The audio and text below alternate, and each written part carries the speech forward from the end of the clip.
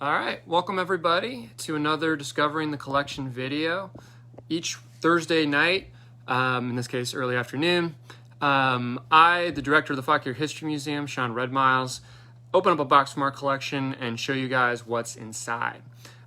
So this week we are focusing on the 158th anniversary of the Battle of Auburn and Bristoe Station as part of the Bristoe Station campaign.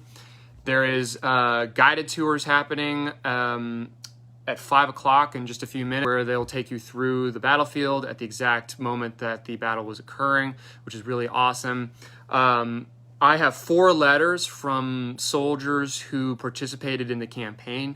Not necessarily the battles yet, although I think one of them talks a little bit about the fighting, but talks a little bit about the campaign and the back and forth marching, and there's just some really interesting stuff in them.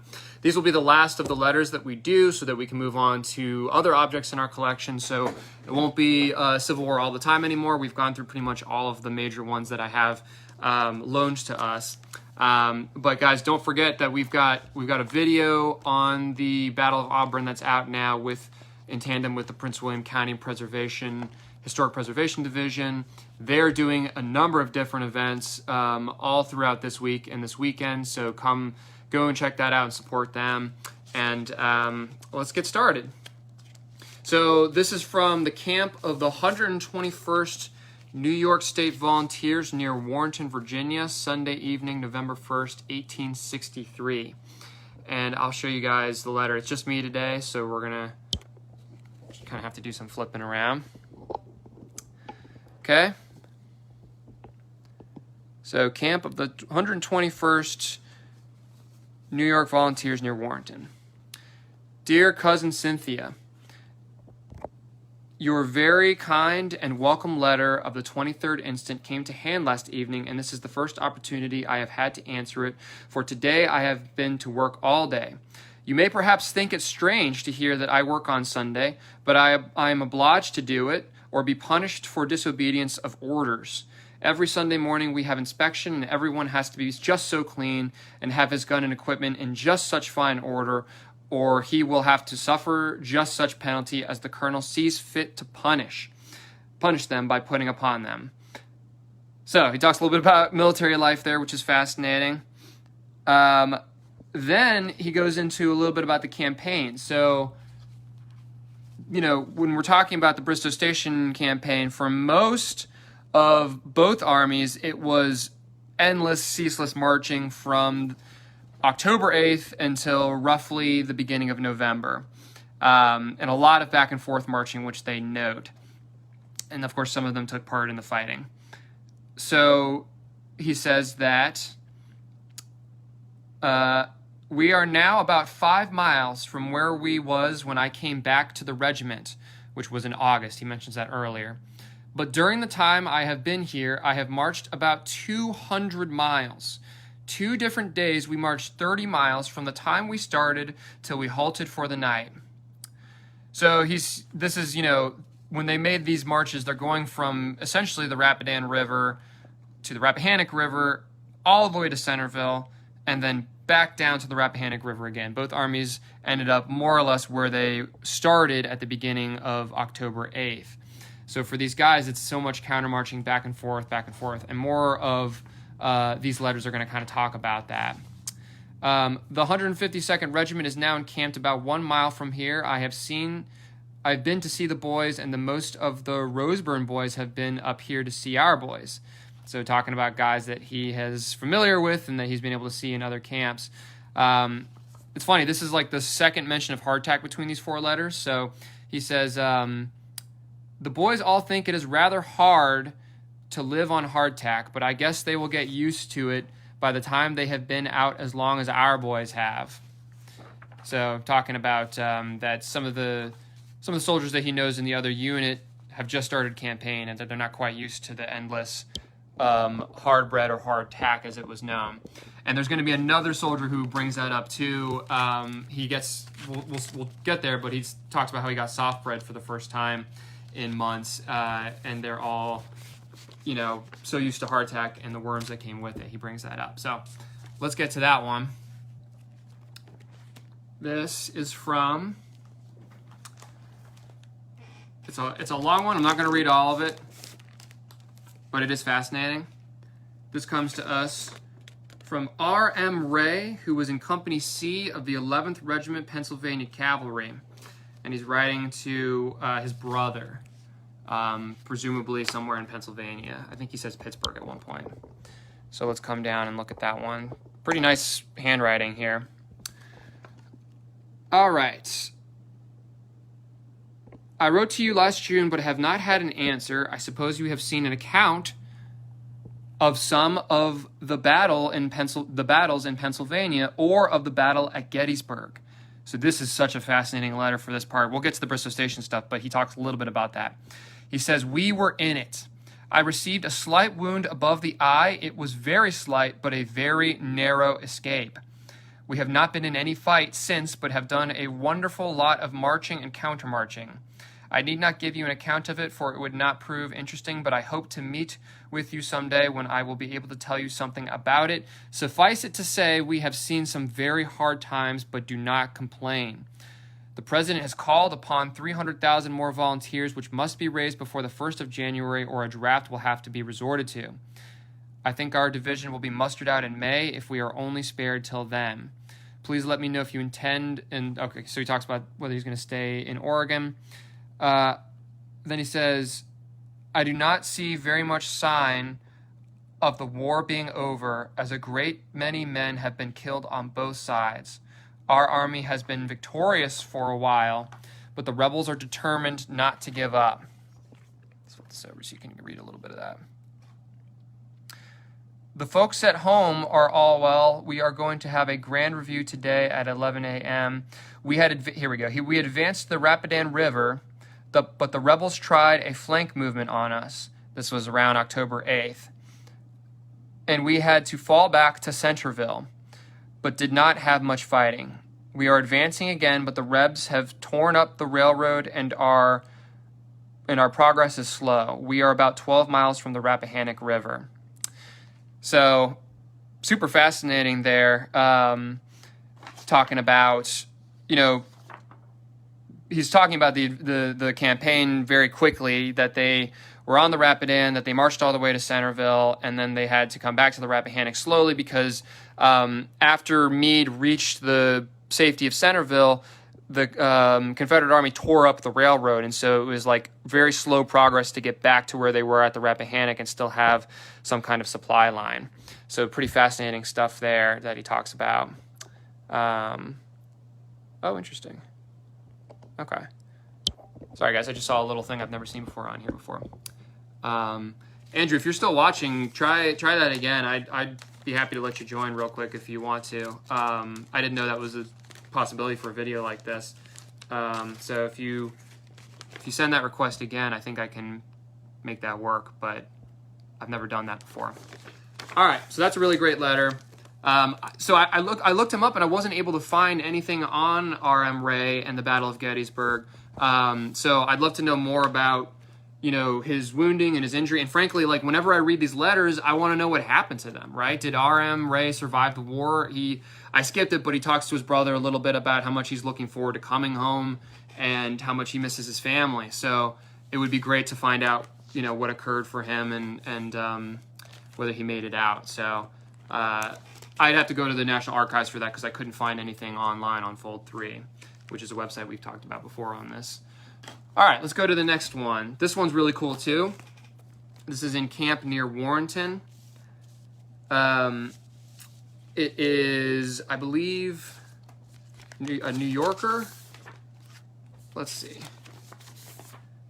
Yes, C.C. Clapp from New York.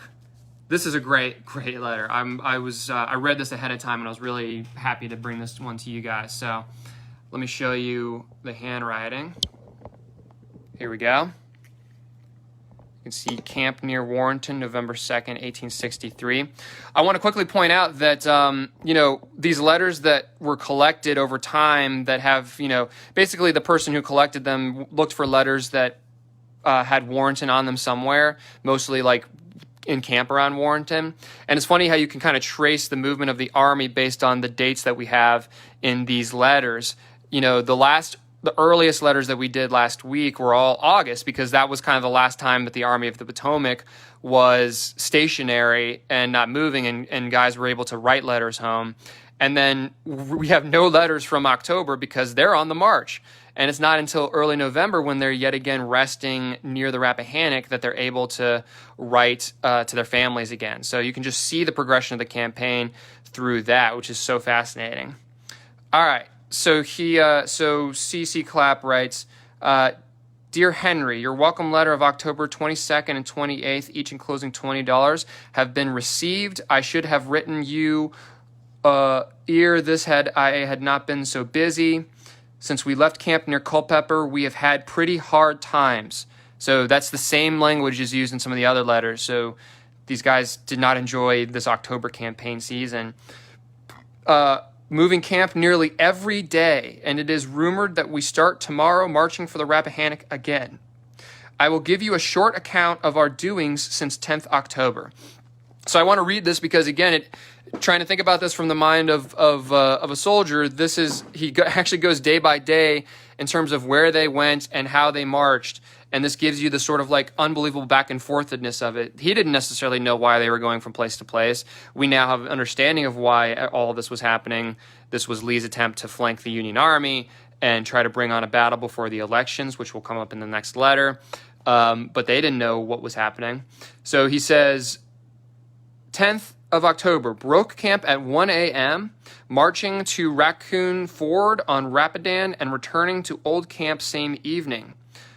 11th Sunday, marched to and crossed the Rappahannock, resting in Old Camp near Beverly Ford. On the 12th, recrossed the river at about 5 a.m. So just as a really quick thing here, I don't want to get too much into the military history, but Henry is in the 5th Corps, I think. I remember looking at this. Yeah, he's in the 5th Corps. And essentially what happens, I don't have a good map to show you guys this, but essentially what happens is that the Union Army is facing the Confederate Army across the Rappahannock River, and Meade, on the exact same day, October 12th, that Lee decides to try another flanking movement around his right, Meade sends across 3 corps of troops to find Lee and hope to bring upon battle. So it ends up being this really bad situation where at the moment that he learns that Lee has stolen a march on him and is just simply miles from Warrenton about to strike his rear, Meade has already sent thousands of men across the Rappahannock, and they now need to quickly get back across. So that's why he's going across the Rappahannock, back across several different times, because he's part of that advance. So at the point in which they recrossed the river at 5 a.m., they advanced in close column by division, occasionally deploying into line of battle, heavy skirmishing in our front, bivouacked at 9 o'clock p.m. near Brandy. So they were fighting because they were across the Rappahannock trying to find Lee, but then they realized they were in a bad situation. So on the 13th, they arrived at 12:30 a.m. and silently commenced our march toward the river, which we crossed and arrived in our camp at Beverly Ford at 6 a.m. So back to where they started before, but this time they are booking it to Centreville to try to get to the defenses. Lee has stolen a march on the Army of the Potomac, and they need to get back to Centreville. We rested for about 1 hour when we resumed our march. Being the rear guard of the army, we were formed into lines several times during the day and finally reached Catlett Station when we bivouacked for the night. The 14th of October, marched to Manassas Plains, the enemy pressing closely, the 2nd Corps being engaged and not knowing the result. We were double-quicked back to Bristow Station, the enemy having retired on our approach. So fascinating, guys. If anybody knows anything about Bristow Station, there is a moment. So at the Battle of Bristow Station, right at the railroad station, the 2nd Corps of the Army of the Potomac, the last unit to try to get that Lee has an opportunity to strike before they get to Centreville. There's a battle there, and it's the 5th Corps who, having already crossed over Broad Run, turns around and comes back to support the 2nd Corps if it's necessary. Thankfully for the Union Army, it's not necessary. Everything is okay. They managed to repulse the enemy. But that's the sort of fighting that he's talking about and mentioning there, and that they had to go back to try to help. He says, I lost where I was. Hang on.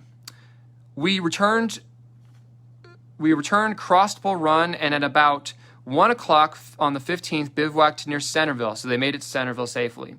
At daylight, resumed our march, halting at Fairfax Courthouse. The 16th in camp, 17th marched back to Centerville, 18th returned to Fairfax, 19th marched to Centerville after dark, raining furiously and very muddy. The 20th returned to Fairfax. The 21st marched to 2nd Bull Run Battleground, bivouacked there. So amongst the battleground where they had fought on August earlier. 22nd marched to New Baltimore, so now they're back in Fauquier County along Route 29. Remained in camp 2 days, since which time we have moved almost every day and start again tomorrow. I have had good quarters put up several times under the doctor's superintendence, but did not enjoy them long enough to pay for the trouble they were. I have concluded to wait until winter sets in before I repeat the experiment. So he doesn't make clear what the experiment is, but it's apparently a new type of putting up quarters. At the present time, I am living in shelter tent and setting tailor fashion. I don't know what that means. I am writing you know what assurances these tents offer for corresponding or business purchases, especially making out muster and pay. Interesting. So he's going into the tents more particularly. I hadn't read that part. All right, so that's a little bit about the campaign there, which is super fascinating. We're going to do one last one. I don't want this to be too long a video. Again, just a reminder to everybody that Bristow Station is a fantastic preserved battlefield. They have several... Just lost connection there for a second.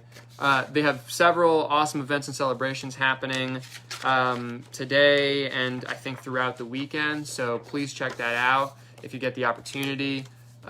There is a really, if it hasn't already happened, I don't think it has. There is a luminary that they do for the soldiers who were killed in this battle, and I would recommend highly checking that out. All right, last one. We know the name of this fellow too. This is George Young of the 126th New York Infantry, and he has a lot to say about a lot of different things. So this is going to be really, really cool. Oh, thanks, Steve. Yeah, it's so fascinating, right? Like to read the words of these guys around about the time that they were experiencing what they're telling their family members about. So let me flip this. Come back to the letter. Okay. All right, so he says, camp near Warrenton, Virginia, November 5th, 1863. Dear sister, after watching and waiting for what seemed a long time to me, I received a letter from you and mother on the 30th of last month and sat down to answer it the next day. But after writing a page or two, I was for some reason obliged to leave it and have not had ambition enough to resume it until now. And then he realizes that he just has to rewrite the letter entirely because he made some mistakes in writing it. So that's a fascinating idea of like these guys started letters and then wanted to keep the trajectory of what was happening, but if they messed up the dates or didn't think they were making sense, they just had to start over again later on. So this morning we drew soft bread again for the first time since leaving the Rapidan. So again, that's as a result of the Bristow Station campaign. It is preferable to hardtack in a great many respects, but chiefly from the fact that when we have soft bread, we can mix our bread and meat to suit ourselves. But with the hardtack we have been drawing for the past month, it was already mixed. For as a man cannot put a coal of fire into his bosom and not be burned, no more could he put a hardtack into his mouth and not find a worm. So more stuff about hardtack. This is on these guys, their minds. James M. Bull has been mustered as colonel and now wears the glittering eagles on his shoulder. He talks a little bit about something with the mayor. And then he goes into, here we go. I received mother's letter of the 30th last evening, also the prayers for which please receive my thanks. I cannot write for I cannot think. I must defer this until tomorrow. And then on the next day, he says November 6th, John Stewart was wounded on the 14th. That is today, October 14th. So either at the Battle of Auburn or at the Battle of Bristow Station. I am not certain yet, but I will find out eventually. He was carried to the rear and put in an ambulance by 4 of our boys.